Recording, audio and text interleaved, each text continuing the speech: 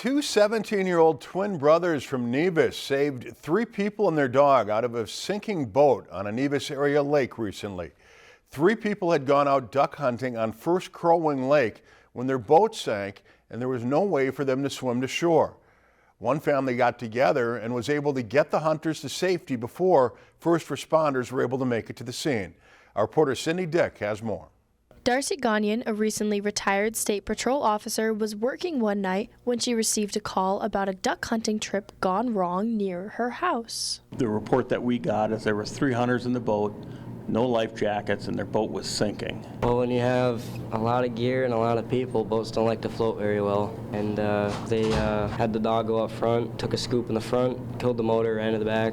Wall of water comes up in the back and you just sink. Not only did the boat sink, but the passengers were unable to make it to shore due to the unstable lake bottom.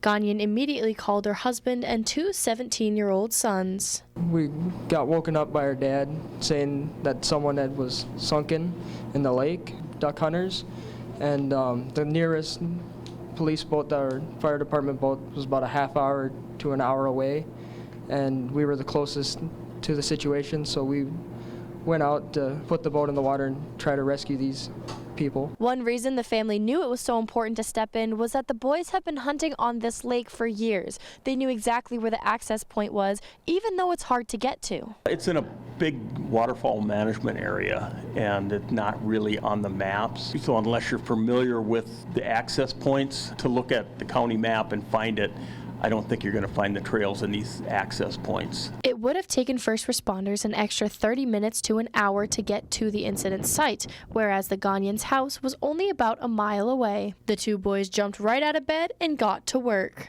It's a small boat, so only one boy went with it. So we got the boat turned around, had a little difficulty with the mud and the weeds initially, but got out, got started, went out, found the duck hunters. He got him in the boat and onto land safely and unharmed.